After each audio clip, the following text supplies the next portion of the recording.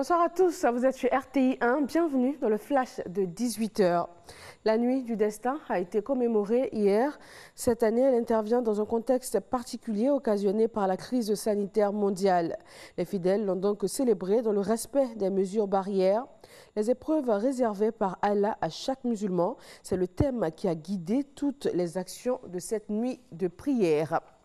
L'élan de solidarité en appui au gouvernement ivoirien dans la riposte contre la Covid-19 se poursuit. Plus de 3 456 tests de dépistage d'une valeur de 37 millions de francs CFA ont été offerts au ministère de la Santé et de l'Hygiène publique. C'est un don du laboratoire Roche. Serge Coléa. 3 456 réactifs testing pour aider à la lutte contre le Covid-19. C'est le don du laboratoire Hoffmann-La Roche, Afrique subsaharienne, à la nouvelle pharmacie de santé publique. C'est un don d'une valeur de plus de 37 millions de francs CFA. C'est un test très rapide, c'est un test très spécial et on sait très vite les résultats. D'autre part, ce qui est très important, c'est de protéger les ouvriers dans les hôpitaux, les infirmières, les docteurs qui travaillent très proches. Notons que le laboratoire donateur a déjà fait don de blouses, de gants et de masques d'un coût de 79 millions de francs CFA au ministère de la Santé et de l'Hygiène publique. Avant de se rendre à la nouvelle pharmacie de la santé publique, les responsables de ce laboratoire pharmaceutique ont rencontré le ministre de la Santé et de l'Hygiène publique.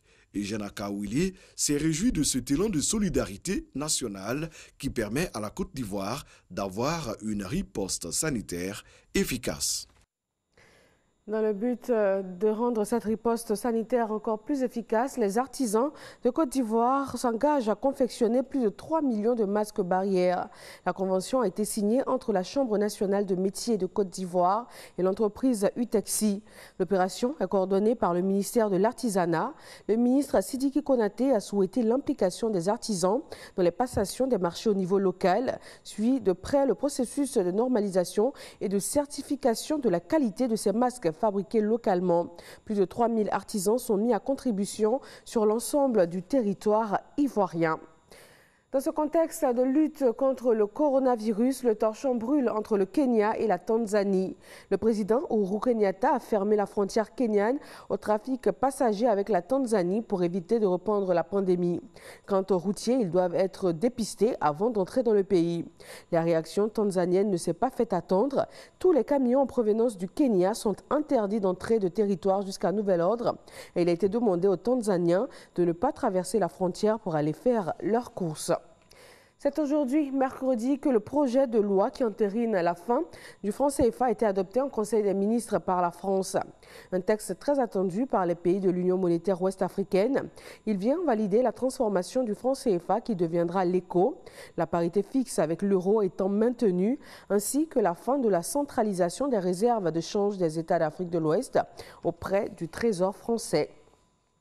Triple scrutin ce mercredi au Burundi, présidentielle, législative et élections municipales. Les électeurs ont été nombreux à voter depuis ce matin, surtout dans les zones rurales. L'enjeu principal reste la présidentielle qui oppose le favori et dauphin du président sortant Pierre Nkurunziza au principal opposant burundais. Aucune mission d'observation internationale sur le sol burundais, le gouvernement ayant refusé celle de l'ONU, de l'Union africaine ou de l'Union européenne et même les observateurs nationaux indépendants. Seule l'Église catholique est autorisée à déployer des observateurs soumis à certaines restrictions.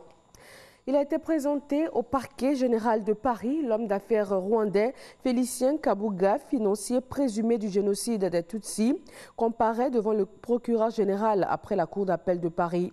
Ce mercredi, il comparaît devant la chambre de l'instruction. Mais à la demande de son avocat, l'audience devrait être renvoyée à mercredi prochain. La Chambre aura alors 15 jours pour se prononcer sur la validité du mandat d'arrêt.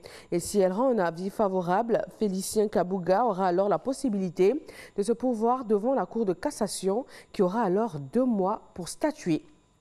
Et voilà, c'est tout pour ce bref point de l'actualité. Merci à tous de nous avoir suivis. On se retrouve avec beaucoup de plaisir à 20h.